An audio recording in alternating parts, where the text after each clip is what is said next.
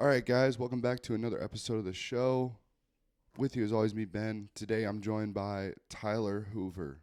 Tyler is the owner of Refracted Wolf Apparel, Counterculture Incorporated, and the Antihero Podcast, which you're going to hear a lot about. But first of all, Tyler, thank you so much for coming on, being our guest today.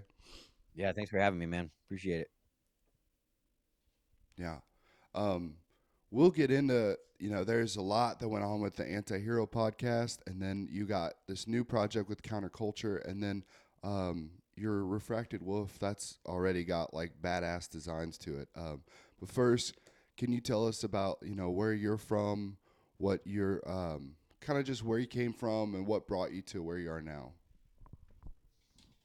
Yeah, so I grew up in Roanoke, Virginia, and then I graduated high school. I was a shitty community college student, so that was during Bush's surge to Iraq. So I joined the army and was stationed at Fort Bragg after airborne school, and then went to Baghdad, and then did a couple years in garrison and got out. And essentially I utilized the GI Bill, got my degree, and then I became a cop. That's my professional career in a nutshell. Did uh did you enjoy your time in the military while you served? It sounded like it was a pretty short stint. Yeah, it's 4.5 years. I mean, it's a wild ride. It's one of those things I suggest it to every young man, or yeah, every young man.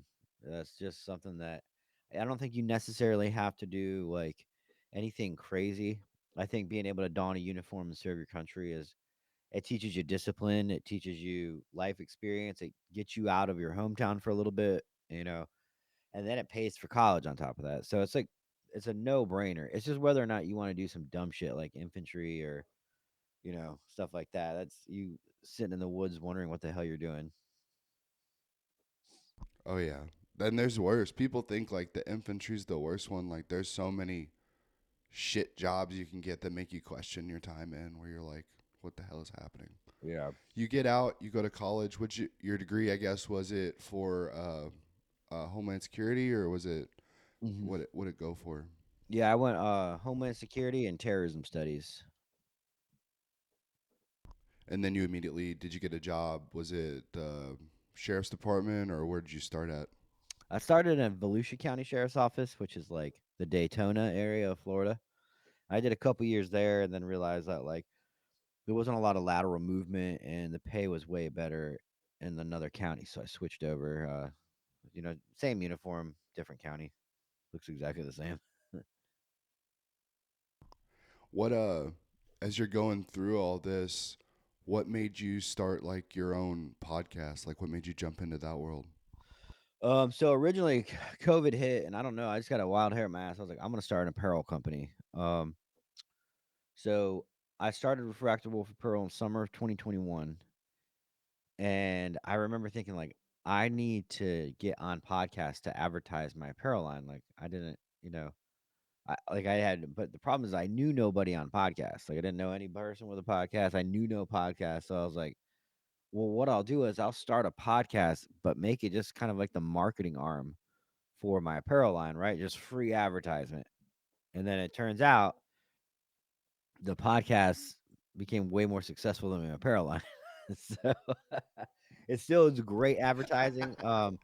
We obviously, me and Brent, our businesses have benefited tremendously from having this podcast. But yeah, at the end of the day, the podcast for me is more successful than the apparel line at this moment. Yeah, and then with Brent, how did that happen? Because I know for a while it was just you doing it, and then you kind of linked up with Brent, right? How did that all work out? I was on the SWAT team at the time, and they were like, "Yeah, we got a Delta Force guy coming to train us." And Brent's from this area, so um, I saw this little shy Brent, sitting in the conference room, where we were having our morning briefing before training. He didn't really talk much. He didn't talk at all. He was super shy. He's not like the fucking Brent we know now, but he trained us. If I remember correctly, it was bust hostage rescue, and then a couple months later, I left the team and I started this podcast. And I was like, I wonder if that Delta Force dude will be a guest on my podcast. So episode 12 was Brent's first time on the Antihero podcast. It was my first big guest, and it went really well. Anytime you put Delta Force on something, it's gonna, I was like, oh, that's the key Yeah, is yeah, it blows fucking up. click. Yeah.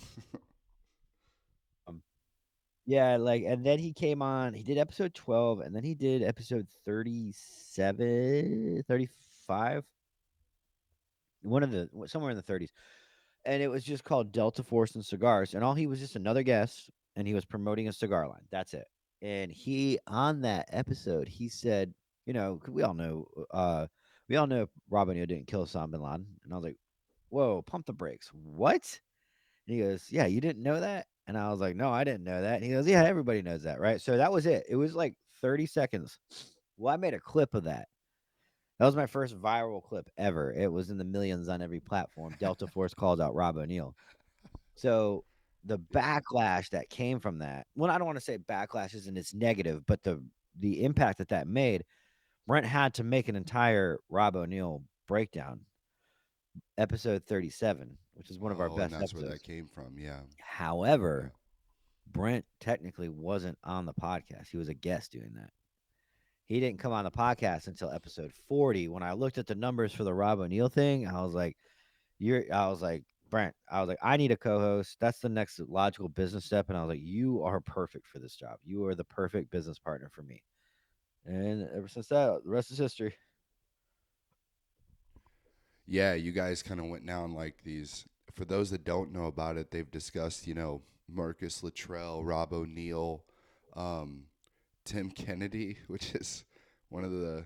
It's kind of Yeah. a deep dive because there's like two parts to it, and there's kind of a tail, and but the big thing I would push is that um, the other stories you guys tell on there, like the combat controller you guys just had on, or the vet TV guy Yeah. that earned a silver star in combat, like those stories almost make it like even crazier because it's just these actual like amazing stories of average people that turn into something extraordinary. And number one, I just kind of inside baseball, I guess, but like one, how do you link, how are you linking up with these guys? Is it just all network and stuff? And then two, um, for the ones where you're actually like discussing controversies, uh, like those other ones I listed, and then like extortion 17, are you guys like deep researching it? Are you like reaching out to people? Like, how's that go? So we typically, oh man, the guests come in various different ways. Mostly they're all suggested to us. People reach out to us. When I say we do our best, we do our best to vet people. Make sure they're not full of shit. We've been pretty successful at that. I don't think anybody's really slipped through the cracks yet. But yeah, we have when we do a breakdown something like that, we have an SME there, a subject matter expert. So usually it's our guest, Extortion 17. The SME on that topic was uh, Billy Vaughn, the father of one of the SEALs on Extortion 17. We've had the Breonna Taylor breakdown. We had John Mattingly on. He was shot in the raid. He wrote a book about it. He's the perfect person to have on to talk about it. The Marcus Luttrell one, we actually had Yeah. Eric Deming, the SEAL. He came on and brought all that to light. Me and Brent were like, "Whoa, what?" So, He's been on a bunch of stuff now in the past like 6 months of kind of discussing it all. Yeah, he was a really big one. Do you find when you go back and hear stuff, have you found any like gaps in it or anything, or is everything holding up pretty solid?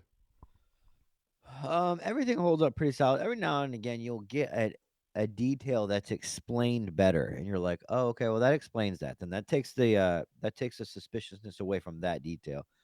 Um, but it doesn't take away the suspiciousness from the entire incident. And so, for instance, like on Extortion 17, the five guys that walked up to the crash site before the Rangers got there, Billy Vaughn, in what 20 years, has not been given an explanation on who that was. The military couldn't tell him. No one could tell him who the five guys that walked up to the crash site were and then left. We did the story, we said, hey, we don't know who they are. Well, it turned out a bunch of people reached out to us. That was a squad from 10th Mountain Division. They were out there, completely different mission. And but if we had never put that out there, no one from 10th Mountain would have known to be like, oh yeah, that was us, dude. So it's little things like that. We'll correct it if we get it. Yeah. And that's like such a small part, but it explains a lot more to what you're trying to detail and shit. So that's good. Yeah. Do you plan from where you're going now? Do you see it getting like? I already saw the fucking Andy Stump episode with the hot tub, but like, that's a pretty damn big guest. Um, like he has like two different podcasts. He's pretty renowned, and I'd say the vet bro community, but more just like the military in general knows him pretty well, and he's a spectacular dude. That's a step. Do you just see it going up further from there, like reaching out to more and more like that? I hope so. Obviously there's, you know, if you had told me 2 years ago I'd be sitting in a hot tub with Andy Stump doing a podcast, I would have, I'd be like, what? That's fucking gnarly. But it shit happens. And, a lot of that stuff is due to me and Brent have a perfect dynamic. I do a lot of the management, back end production, all the editing, all the social media. Brent is, it is what it is, man. He is a draw. Like he is a draw. He has a lot of connections that I would never have with, on my own. A lot of people respect Brent. They respect his history and his career. That's the reason why, like, that's the only reason why Andy Stump was here. It wasn't because of me. I mean, obviously, it was a team effort that made it all happen. But I'll give credit where credit's due. Andy's a Yeah, solid dude. He flew in on his own dime. Wouldn't take a cent from us. Stayed at a hotel on his own yeah, dime, and a straightforward guy. I really liked him. that's great, man. And then what about this newer project, Counterculture, with I think it's Reagan Rice from Yeah, Conduct Unbecoming, right? yeah. Yeah. So, How's that going? well, we were on a media network called Fox Media, like Guy Fawkes, like Fawkes.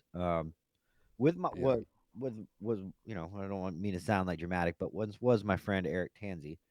Um, we were on that company. We were on that media site forever.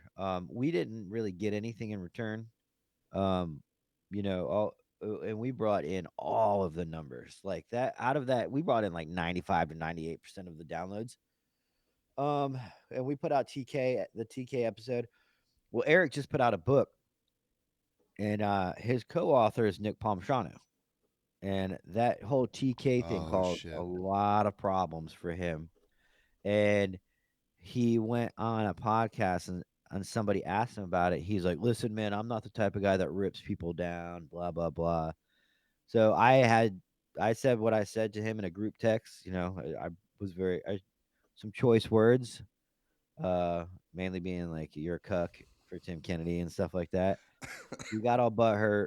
Reagan cut a fucking hour-long YouTube video about how disappointed he was in Eric Tansey, and we decided around Jeez. there it was time to break ties. But we didn't have a media company to go to, and so a podcast this size should definitely have a media company. And it's definitely whether you're small, like starting out or not. There's so many benefits to being part of a company, an umbrella or company.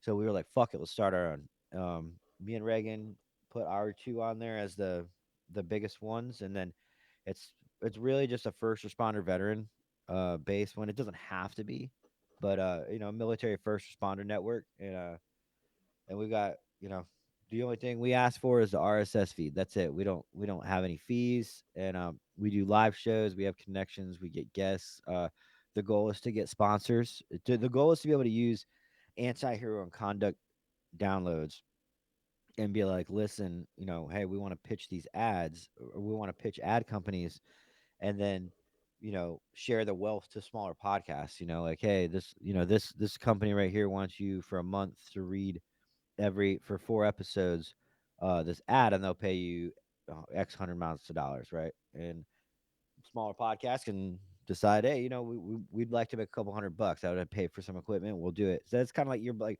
brokering deals in our industry from ad people to podcasts. Yeah. And that's good. I think it shows that you're actually trying to support the lower entities because you know how it is, like starting up. It's hard as shit. Like you're trying to figure out a whole nother, like we talked about, a side job basically that takes almost the full time amount to jump into. Um, what what exactly are you and Reagan discussing on your guys' podcast though? What are you guys gonna dive into? So yeah, me and Reagan have the counterculture buddy podcast that we do, but that's essentially just to start like showing awareness to counterculture in general. Um, we're gonna have a couple shows on the YouTube, um, and just kind of like forming it right now. And I mean, it's a buddy podcast. We talk about nothing of merit, but it's fun. We try to have fun, Those and are fun, yeah. so yeah. I mean, we talk about just things like mine and Reagan's conversation, but with mics, and I feel like that's a little entertaining to some people. Yeah. Do you with where you're at now, are you facing a lot of like I'm sure you get a lot of like support. Is there a lot of backlash coming at you besides like that whole thing you were talking about with your friend, but are you facing like people reaching out to you being like you're full of shit or like that kind of stuff or is it pretty positive for the most part? It's really positive. No one, we get, and every now and again, the Tim Kennedy fan club, that just they're so mad that you would question anything. I mean, that's once in a blue moon. I mean, they'll come in the live chats and they'll say obscenities and stuff, and we have to kick them out. But nobody of merit, I think Brendan Schaub has said on Twitter, he said some stuff about us because he's Tim Kennedy's friend, but he didn't do any research. I want to say he, But he he also has his own he has his own type of like can of worms too if you yeah, go down that rabbit hole. yeah, exactly. I know Jason Redman, uh, he said like, "Damn, dude, I feel like I got taken advantage of because we reached out. Brent reached out to him after Tim Kennedy went on his podcast and said, "You didn't do your research, Jason. Here's what we know." And Jason was like, "Damn, he got me." Mike Perry. We're good friends with Mike Perry on the Overdogs podcast. I think that was like just I don't want to say a publicity stunt, but he's a good businessman. He knows what sells. I think he knew having Tim Kennedy on was just, he knew we'd break it down. It's just good for business. So, and he's not Mike Perry's not a military dude, so he doesn't really know. Yeah, I saw that episode come out and I'm like, what the hell is he doing on this show? Like no offense to the Overdogs podcast, you're just like this doesn't really correlate too well. I don't but Yeah, you I and think then you there's kind of listen to it a little bit and it's Yeah, I think they were going with the publicity. whole UFC take on it. I think that was their kind of like Yeah. rig. Yeah. Do how is it handling your schedule like as a you're are you still like a full-time police officer or like how's that work? It's the most insane thing in the world. At current, like I mean, Jesus, man, just to find a 2 hour gap for both of us to sit down. And now there is a time difference too. That makes it even harder because you're like, how about 10 or 11 your time? Or you said 10 or 11. I'm like 10 or 11 your time or my time? like, and Yeah. scheduling is fucking wild. It is my patrol schedule, and then all the podcasts is based off that, and then all the other businesses are based off that. So it's just there's always something to do. Um, I have I have like bad anxiety and an addictive personality, so I have to have like things to do, or I'll sit around and get really bored really quick, and there's always work to be done. So, but it's stuff I enjoy. I do Yeah. enjoy everything I do, so it's not that bad. I shouldn't be bitching about it. I could still be an No, I errand. mean it's 1 year, 1 year left. No, it's like it's crazy just trying to balance all that, like you said, and then you got family on top of that too, and hopefully you got somebody, and it looks like you have someone who supports you through it, so that can make a world of difference too, to like have that in your Yeah, corner. you have no idea. My old lady runs the entire house, all the kids. When I'm like on my day off, when I'm out and I'm gone for 12 hours, the studio is 5 minutes from my house. but we're here, and then we actually got the studio, and now we're realizing like we're two fucking retards, like me and Brent, like we have to maintain and upkeep this giant building, and we're like, there's always something to clean, like there's always something to put away. Like we moved in, I want to say pretty much end of December, beginning of January, and we're still not like fully moved in. There's shit everywhere because we're just all so busy. But it's those are good problems to have. Oh yeah, yeah. It's that's good though. But like, how's that also work with like your on top of all that stuff? You got refracted wolf, right? That seems to be growing and growing and growing, and you're trying to put out those orders. Do you, um, I don't know if the term is like subsidize it through another company to fill those orders, or is that you guys pumping all that stuff out? That's a great question. No one's really asked that. I can tell you've kind of looked into the industry a little bit, but no, I do everything myself. I order the shirts wholesale. I take the blank shirts to a print shop. I take the design that my designer got. I email it to the print shop. They print the shirts. I pick them up. I fold them, bag them, tag them, package them, and ship them. So we have everything we have on inventory. So like if it's for sale on the website, I have that shirt in our warehouse here. Um and Oh, cool. yeah, and I mean Refracted Wolf isn't the most time consuming thing in the world. Once you have a system down with an apparel company, my wife does a lot of that. My wife does a lot of the social media managing of it. You just got to stay on top of orders. Like if you miss a day or two because you're busy, and you're like, oh, you get home from out with your wife at 11, you're like, I can't package orders. Well, tomorrow there's going to be double. And if you wait another day, it's going to be quadruple. So you have to stay on top of orders. Plus, people want, they put in order, they want them. And, the one of the most time spent for people when they own an apparel line is figuring out marketing ideas, like marketing, like getting, like advertising, like, that's a lot of their time is spent reaching out, and I already have that with the podcast. So I kind of get to double dip in the sense that when I'm spending time on the podcast, I'm spending time on growing that, aka, expanding the marketing for my apparel line. Yeah. Well, it's good. At least it's all in a positive growth, so you're doing the right thing. Yeah. Um, I had to ask the having those guys. I have to jump just to it one time to get it out of my system. With the second Tim Kennedy episode because it's been on my mind since I talked to you. You get those three dudes on, and you were gonna have I know the fourth and fifth guy that were the medics I think, and you're talking to that. Is that kind of like emotional sometimes with like dealing with all that stuff because it's such a heavy topic, and I feel like a lot of people think, like you said with clips and stuff, sometimes people take it out of context and they think you guys are running down the vet community or trying to tear others down like a bag of crabs. What do you think is going on there? I don't get emotional about it. None of these motherfuckers get emotional about it. They are making a lot of money, putting their face out there, telling their story. If they're telling a completely fabricated story, that's on them.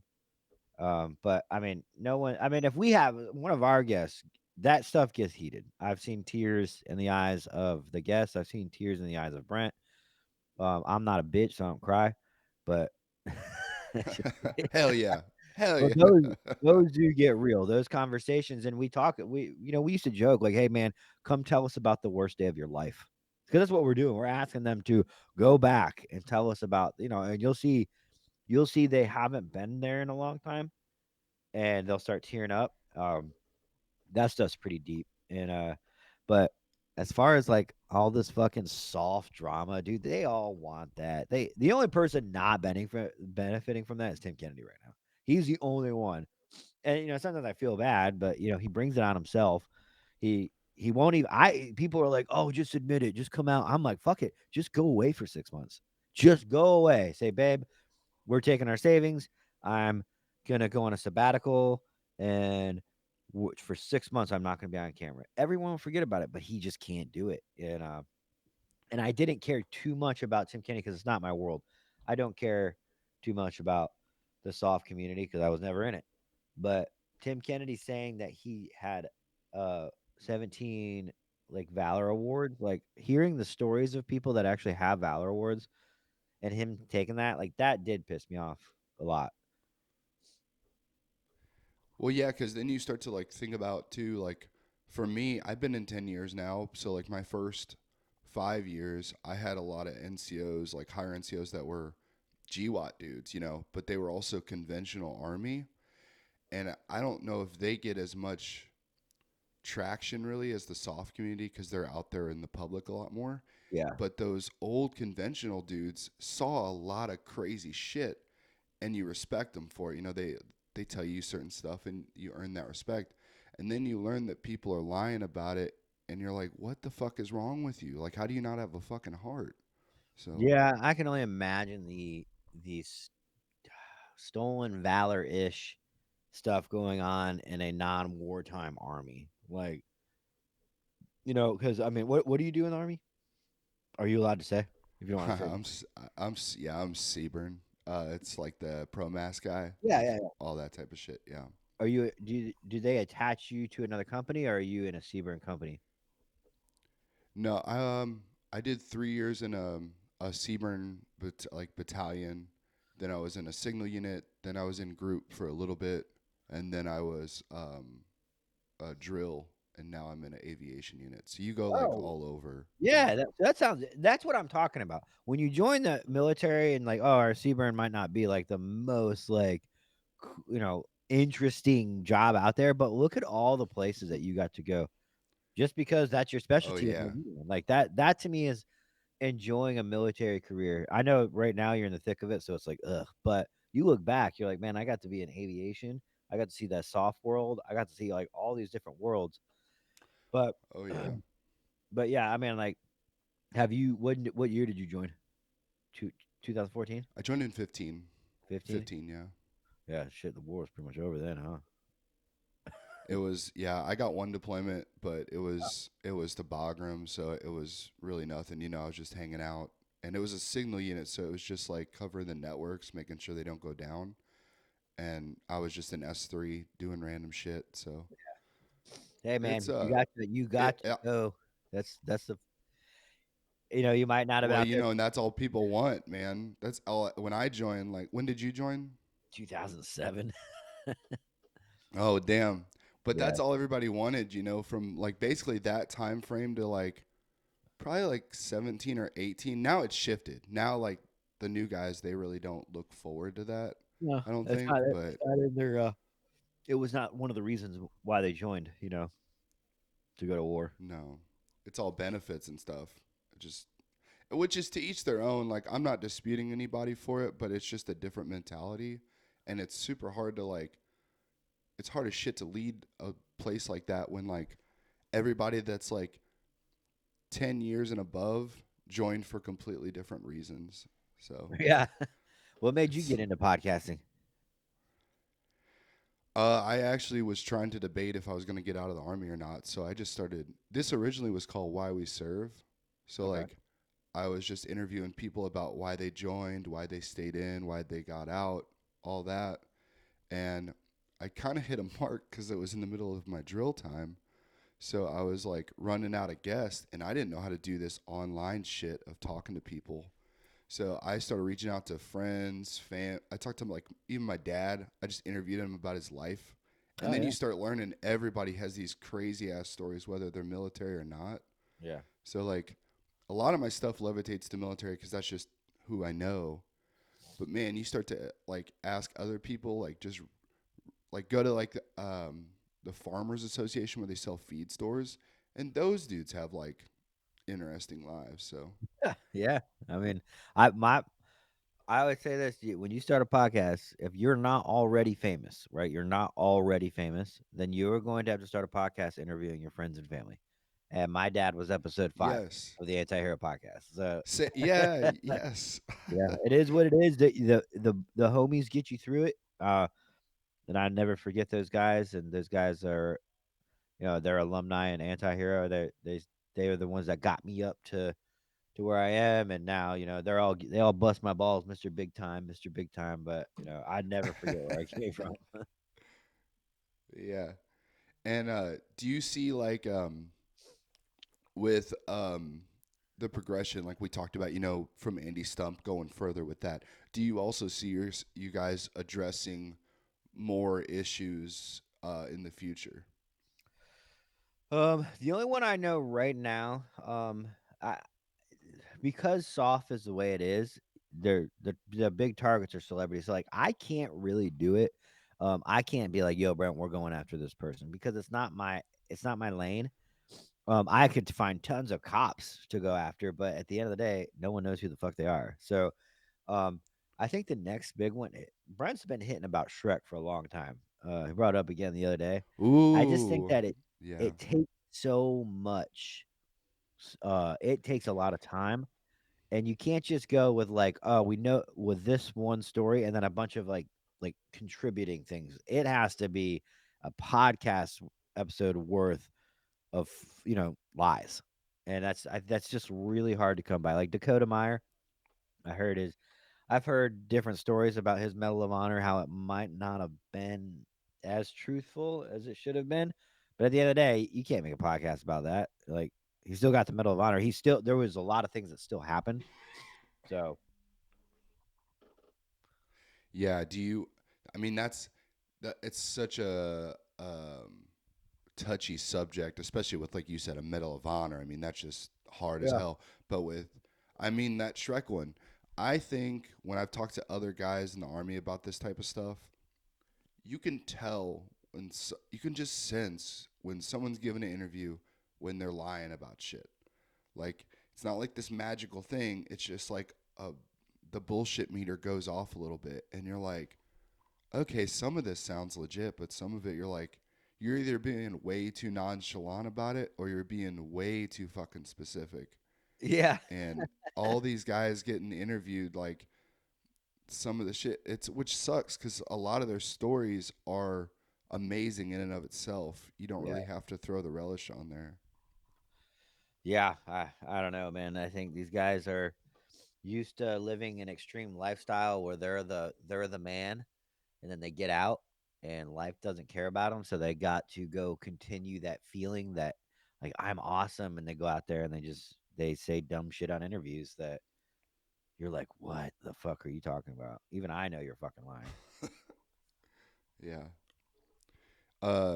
With Brent, have you guys like I know he's like kind of your business partner with this stuff, but have you guys actually developed like a pretty close friendship across all this stuff? Yeah, I mean, Brent's one of those friends for me where if he said bring a shovel, I'd be like, okay, no questions asked. Like, we don't. It's funny, me and Brent really don't hang out that much because we're both so fucking busy. Like, we are both so busy, and we meet to do the podcast, and I think that's why it's so successful. Is because not one of us uh like lags at all. We're both go go go go go, and we both, we have difference of ideas sometimes about what we should and shouldn't do and how the growth and expansion. But you know, like he is. I mean, I look at it this way: like if I were to get married right now, like yes, he would be in my groomsmen party without a doubt. But it's just one of those things. We don't really hang out too much, but we hang out so much at work that it's like, we don't Yeah, really. yeah, yeah. So Well, and the squad cast is kind of like a hang session more than like a full deep well, I'll dive or let you anything in. like I'll give that. you some insight on the squad. Man, the squad cast is like, we show up. We have to run through tech. We have to run through, get the studio like functioning, and then we do it, and then there's all kinds of people around because we invite everybody to come to the squadcast. So there's usually like anywhere from 5 to 12 people here. You're trying to be a Yeah. good, it's just the squadcast get chaotic for, for sure. I was watching the live chats and stuff, and I'm like, people are throwing like $50, $100 chat the super chats. And number one, I never watched a live stream on YouTube before, so Oh I yeah. never saw how that works. And then I'm like, holy fuck! But then I'm seeing what people are throwing to get a comment up, and I'm like, holy shit! There's some people invested in this shit. Like, But that's awesome for you guys that you grew this from like that little nugget to like people throwing $100 just to be like, "What's up, candy dump or whatever the fuck?" Like, you know, Yeah. it's crazy. Yeah, I mean, that's and that all started because we couldn't manage the comments. Like, there was no way we could like the comments were so they're just so fast. So we were like, hey, just throw a super chat up there, maybe like $1 or two, just so it pulls yours apart from everybody. And then people started being like, well, I want my notice, and it just kind of grew and grew and grew. And we'll hit a time constraint. We'll have to be like, yo, $20 and up. We can't read anything underneath $20. And it sucks Yeah. because we look like money grubbing assholes, but it's the only way. I mean, YouTube takes 30% of all that. So we only walk away with Oh 70%. wow. Yeah. I did not know that. That Yeah. sucks. Do you said you invite a lot of people over. Do you kind of got like a behind the scenes crew that's like supporting you with all this stuff now or Yeah. We have Drew that does the on-site production. Like, he does the production in real time. So like he's the one doing he's learning sound, he's learning Drew had no background in production whatsoever. He's been learning on the fly. He's been doing a great job. Um but he's our uh like in the moment production guy. We have Vanessa, who's not here uh currently. She lives in Florida, but she lives in a different part of Florida at the moment. But yeah, she does a lot of our marketing and guest coordination and stuff like that. Um, and we got tons of friends that just help out. They come all the time, and they smoke cigar. Well, I mean, we got like Magnet and just like all these people that are always here, and they've been here since day one. So yeah, we got like a hell little. yeah. That's our work crew, and then we just have a lot of people that come hang out. So is it like a studio now that you guys have or is it like a whole building that like supports your other businesses? It's an entire building. If you walk in, the first area is a lounge because we were having nowhere for people to hang out. Like, they were coming to hang out in the studio. We're trying to set up. Like, if we get a guest that's comes, like, well, we're shooting at 2 p.m. on Wednesday, and you show up at 1:30 punctual. We're always fucking late, so we're walking in at 1:59. We got to set up the studio, so we need somewhere for you to sit. We have a lounge with a TV, a fridge, snacks, couches, you know, whatever, and then that's also doubles as a hangout spot for us all when we're having, yeah, it's a lounge. There's a bar. There's tons of couches. I'm in the corner of it right now. Um, and Yeah. then you go into the middle part of the building, and that's the studio. That's the big, like, it looks like a production set. And then you go into the next part, and that's the storage facility, or not. It's the warehouse portion of it where we store all of our merch and stuff like that. So that's a big building. No. Yeah. That had to be like a big jump for you too, right? Like going from like kind of working it from your homes or whatever and then you go into that. Was that like a big then you're like, "Oh fuck, this is becoming something." Yeah, it's a dream come true, dude. I mean, this all started in my den. We moved to Magnets when I joined up with Brent. We moved to Magnets gun store um where Brent was slinging coffee out of. And then we moved to Brent's last the last location he was at. We built a studio in that one. Like, that was an anti-hero studio. When you said the first times you start seeing gray paint on the walls, I think George Floyd was the first episode where, I mean, it was under construction and we still shot it in there. And then we had some drama with the owner of the plaza, and Brent was like, "We got to leave." So um, we decided to pretty much put all of our companies together and buy one giant or rent one giant space. So that way, there's always somebody here, and like I said, man, that was a dream come true to be able to have a place of business. Like, our rent is covered. I mean, it's expensive, like our rent, and then you have uh internet fees, you have electricity fees, water's provided, but you have it just kind of adds up. Yeah, but But it's like a whole nother house basically, like trying to cover that. huh? it's like a whole nother house trying to cover Yeah, basically, you know, if we have a relying lot. on that business to really. We have a lot of income. It does get spent. Like I said, we now it's crazy. We have employees now. We have 1099 employees. We have um, you know, bills to pay. We have airlines to pay for guests. We have airlines to pay for us. But yeah, it's we're learning. We're just two retards with small businesses trying to figure it out. So that's Hell the most yeah. useful statement I could ever say. Yeah. Well, good, man. I'm uh I'm excited for where it's going for you guys cuz like you keep getting like all this cool stuff and I can't wish you guys nothing but the best and I'll throw all the links in so everyone can actually check out the stuff cuz the refracted wolf, I know it might not be the biggest but it's just like those kind of badass designs that everybody likes but like you can't really find them at like you can't find that shit at like a Walmart or a fucking I don't a fucking wherever really, but like it has all the good shit on there, and obviously I'd promote the shit out of Antihero just because you guys are funny as shit and you're having like better and better guests over and over. So I appreciate you so much for coming on here, Tyler, and telling us all about it. Yeah, man. Thanks for letting me shamelessly plug all of our stuff. Yeah, Refracted Wolf is I just call it outsider apparel. It's veteran and first responder owned, so it is an all American company. It just we don't do the cliche like patriot and grunt style stuff. Yeah, Like I'm a big advocate, and if bridges got to be burned, bridges got to be burned in order to stay truthful. So people I say like I'm walking around burning bridges, like no, I'm just cutting bullshit out of my life. So things like that. On the back, it does have a huge middle finger with the skeleton middle finger, but yeah, yeah. Some of them you can't wear at the pickup line at your kid's school, but they're all good shirts. Good quality, good designs. yeah, um, yeah, man. And I'll I'll put them all in there. But thank you so much for coming on, Tyler, and I hope you have a good day. Thanks, brother. Thanks for having me.